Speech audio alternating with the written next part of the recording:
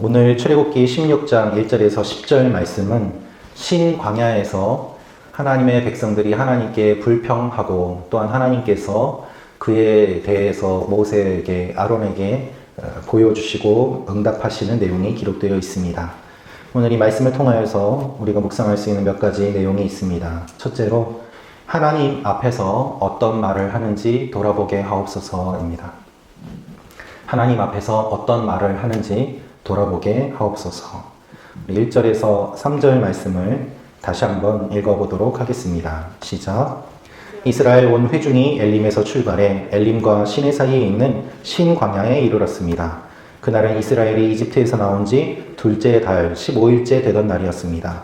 광야에서 온 회중이 모세와 아론에게 불평을 했습니다.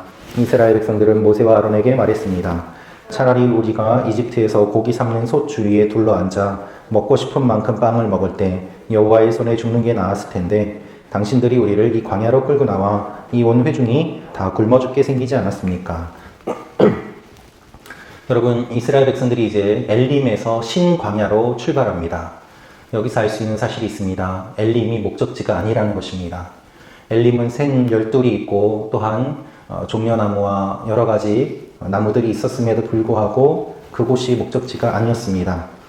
그리고 하나님께서는 그들을 다시 신광야로 이끌어 가십니다. 신광야에 이르른 그때를 보면 이집트에서 나온 지 둘째 달 15일째 되던 날이었습니다. 라고 기록하고 있습니다. 이 날짜를 보면 이집트에서 나온 지 정확하게 딱 한 달이 되었다는 것을 알 수 있습니다.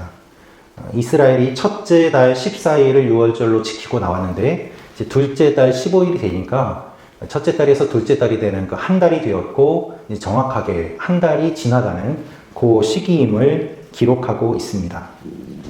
왜 이 시기를 기록하고 있을까요? 그것은 그 뒤에 나오는 그들의 불평을 보면 알 수 있습니다. 그들은 하나님께 불평합니다. 차라리 이집트가 좋았다라는 것입니다. 여러분, 나온 지 한 달도 되지 않았는데, 한 달밖에 안 되었는데, 언제 그 홍해를 건너고 하나님께서 10가지 재앙을 내리시고, 또한 목마를 때 물을 마시게 하셨는지를 다 잊어버린 채 다시 먹을 것으로 불평하는 그들의 모습을 볼 수 있습니다. 그들은 이집트가 좋았다라고 말을 합니다. 차라리 이집트에서 그 고기 삶는 솥 주위에 둘러앉아 빵을 마음껏 먹었던 그때가 좋았다. 그러니 다시 이집트로 돌아가자. 이 마음이 그들이 불평하고 있는 근본 마음인 것이죠. 그런데 여러분, 이들의 말을 한번 들어보십시오. 이들의 말이 진실입니까? 정말 이집트에 있을 때 고기를 그렇게 솥에 삶아 먹고 그렇게 둘러서 빵을 배부를 만큼 먹었습니까? 그렇지 않습니다. 이들은 노예였습니다.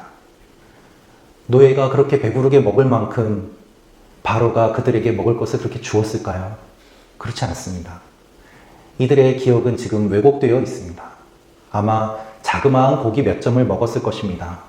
빵 조금 먹었을 것입니다. 그런데 그들의 기억 속에서는 많이 먹었다.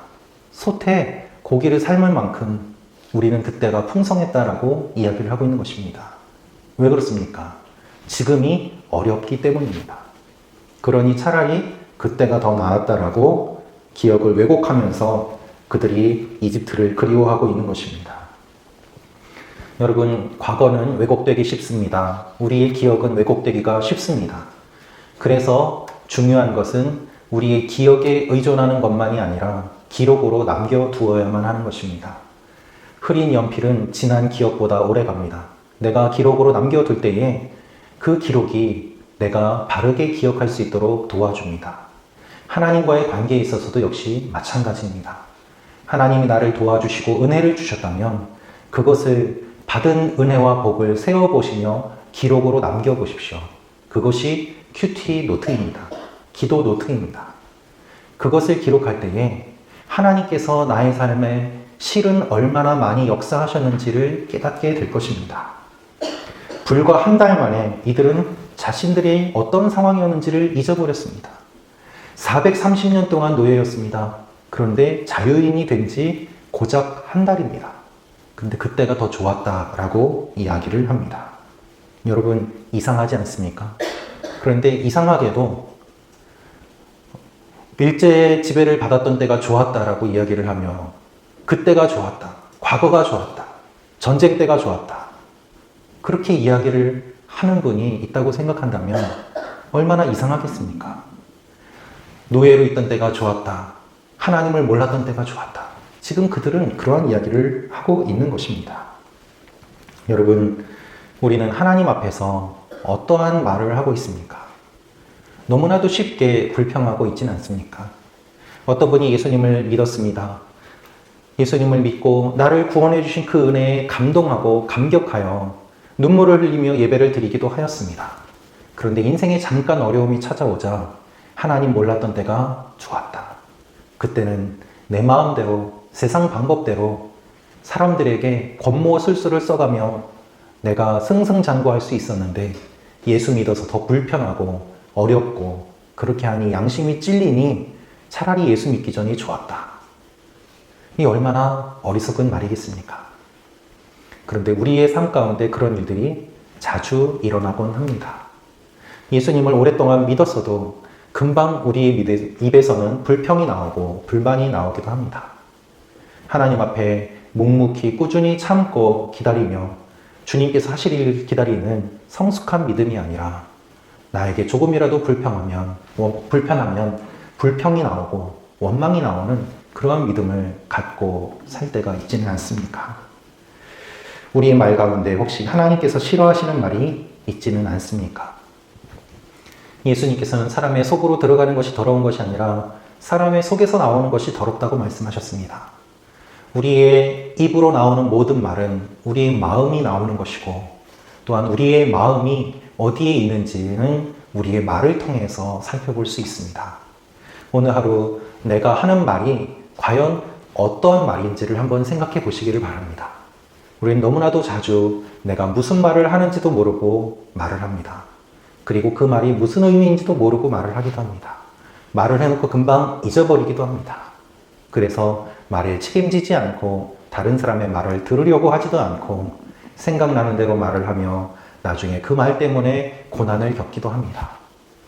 이스라엘 백성들이 하나님 앞에서 이러한 반응을 보여서는 안 되었습니다. 그래서 오늘 말씀을 보면 그들이 불평하였다라는 말씀이 계속해서 몇 번이나 반복되어 표현되고 있습니다. 너희가 불평하였다, 너희 불평을 들으셨다, 너희가 불평하였다, 이 말씀이 반복되어 등장하는 것입니다. 오늘 하루 불평이 아니라 감사로 그리고 우리의 말을 돌아보며 하나님 앞에 찬양을 선포하는 여러분과 제가 되기를 주님의 이름으로 축원합니다. 두 번째로 묵상할 수 있는 내용은 하나님께서 채워주시는 분임을 믿고 하나님을 의지하게 하옵소서입니다. 하나님께서 채워주시는 분임을 믿고 하나님을 의지하게 하옵소서. 4절에서 6절 말씀 다시 읽겠습니다. 시작. 그때 여호와께서 모세에게 말씀하셨습니다. 내가 너희를 위해 하늘에서 비같이 먹을 것을 내려주도록 하겠다. 그러면 백성들이 날마다 밖에 나가 그날 먹을 만큼을 거둘 것이다. 내가 백성들을 시험해 그들이 내 율법을 지키는지 보도록 하겠다. 그러나 6째 날에 거두는 것은 다른 날보다 2배를 거두어야 한다. 그리하여 모세와 아론은 모든 이스라엘 백성들에게 말했습니다. 이집트에서 이끌어내신 분이 여호와이심을 알게 될 것이다. 아멘. 하나님께서 모세에게 말씀하십니다. 그 내용은 무엇인가 하면 하늘에서 비같이 먹을 것을 내려주겠다는 말씀입니다. 이것이 만나에 대한 말씀입니다. 여러분, 하나님은 이스라엘 백성들에게 만나를 거둘 것을 말씀하고 있습니다. 매일 먹을 것을 내가 너희에게 줄 것이다. 6일째 되는 날은 2배를 거두어라 말씀하시죠. 그런데 왜 2배를 거두어야 되는지는 지금은 말씀하지 않으십니다. 그리고 나중에 말씀하십니다. 안식일이기 때문에 6일째는 이틀치를 거두어서 안식일에 먹도록 하나님이 배려를 해주시는 것입니다. 놀라운 사실은 이스라엘이 불평하였음에도 불구하고 하나님은 이들에게 먹을 것을 주셨다는 것입니다. 먹을 것으로 이들을 혼내시는 것이 아니라 이들이 불평하였음에도 불구하고 이들에게 먹을 것이 필요함을 하나님은 아시고 만나를 내려주십니다. 이들의 불평으로 시작된 이 만나가 가나안 땅에 들어가서 그곳에 첫 수확을 할 때까지 하나님께서는 40년 동안 그들에게 매일 꾸준히 만나를 주십니다. 하루도 거르지 않으십니다. 이들이 광야를 이동하면 만나가 쫓아가서 그들이 있는 곳에 내립니다. 여러분이 얼마나 놀라운 하나님의 은혜입니까? 이스라엘 백성들은 먹을 것이 없다고 불평했지만 하나님은 쫓아다니면서 먹을 것을 주십니다. 이것이 하나님의 은혜입니다. 매일 먹이십니다. 이들이 죄를 짓고 불순종해도 하나님은 너희가 불순종하였기 때문에 만나가 끊어진다. 이것이 아니었습니다. 먹고 살아야 됨을 주님께서 가시고 1세대가 광야에서 생을 마감할 때도 그리고 새롭게 2세대가 태어날 때에도 하나님은 꾸준하게 만나를 매일 먹이셨습니다. 만나를 끊어버린다고 협박하신 적도 없습니다. 단지 하나님께서는 이 만나를 주는 분이 누구인지를 기억하라라고 하십니다. 여러분, 하나님은 신실하게 우리를 먹여주십니다.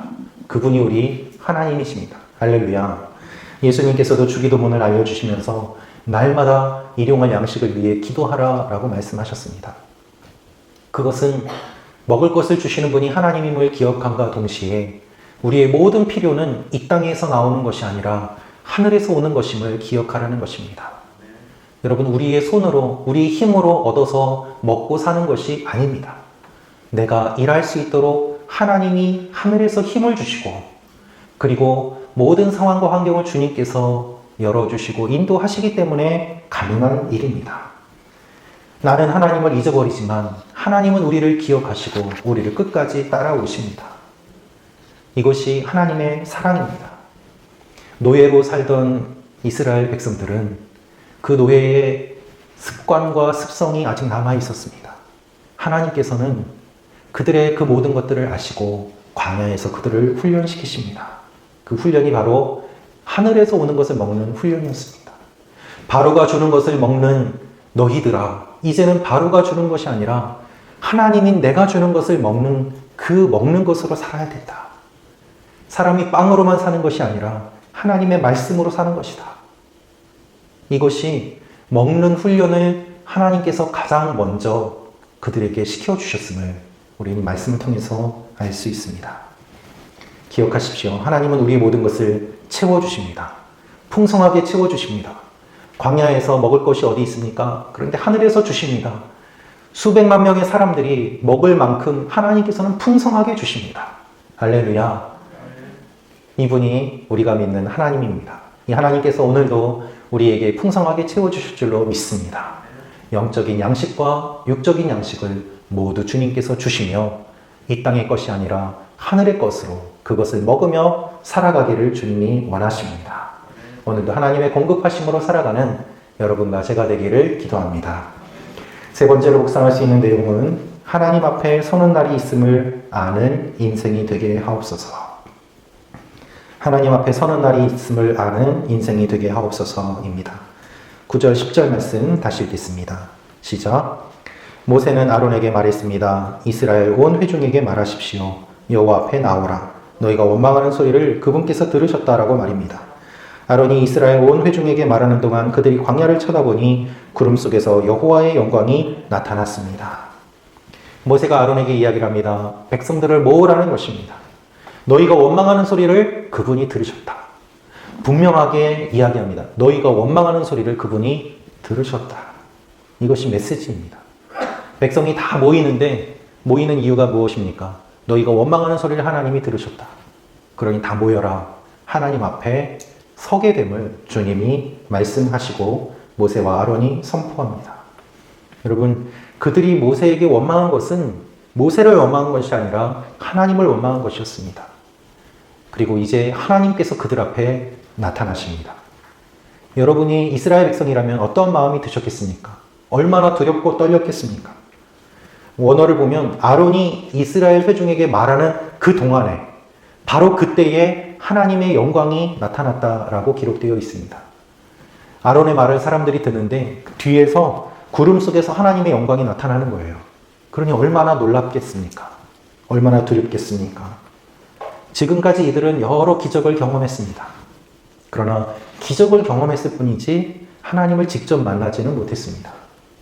모세와 아론을 통해서, 재앙을 통해서, 기적을 통해서 하나님이 하신 일을 통해서 만났을 뿐이지 하나님을 만나지 못했습니다. 그래서 이들의 불평을 주님께서 들으시고 이제는 그들에게 나타나셔서 하나님이 말씀하십니다. 하나님과의 첫 만남이 불평으로 인한 만남이에요. 여러분, 하나님을 만나는 것이 처음인데 불평으로 인해서 만나게 된다면 그들의 마음이 얼마나 두려웠겠습니까? 우리는 모두 하나님 앞에 서는 날이 있습니다. 그리고 하나님께서 우리를 만나 주십니다. 거울과 같이 간접적으로 보는 것이 아니라 직접 주님을 대면하고 만나는 바로 그날이 있습니다. 그럴 때에 우리는 하나님 앞에 어떠한 모습으로 서야 하겠습니까? 하나님 앞에 서는 날이 있음을 모르는 사람들은 자기 마음대로 살아갑니다. 그러나 하나님 앞에 서는 날이 있음을 아는 사람들은 영적으로 지혜로운 사람들이고, 영적으로 지혜로운 사람들은 그것을 알기에 하나님 앞에서 함부로 하지 못합니다. 오늘 하나님께서 우리를 부르실지도 모릅니다. 우리는 감사함으로 하루를 살지만 어떤 분은 정말 오늘이 마지막인 그런 날이 될 수도 있습니다. 이곳에 계신 여러분이 아니라 여러분의 친척과 가족과 또한 우리의 인생을 우리는 알지 못하기에 하나님 앞에 누구도 교만하지 못합니다. 그래서 오늘도 주님을 만나는 그날이 될 수 있다는 그 마음을 가지고 하나님 앞에 우리가 어떤 모습으로 설 것인가를 생각하며 나아갈 때 우리의 믿음은 더욱더 건강하고 견고하게 서게 될 것입니다. 우리 믿음의 선배들은 이것을 알았기에 세상을 떠나는 성도들 옆을 지켜주었고 그들이 세상을 떠나는 모습을 바라보며 천국에서 주님 만날 그 소망을 품고 끝까지 믿음의 길을 달려갔습니다. 그래서 하나님께서는 우리가 언제든 주님 앞에 설 날이 있음을 기억하며 하루하루 최선을 다해 살기를 원하고 또한 말씀하고 계십니다. 주님 앞에 서는 그날이 기쁨의 날이 되도록 오늘 하루도 기도의 자리, 예배의 자리를 지키시는 여러분과 제가 되기를 기도합니다. 함께 같이 기도하겠습니다.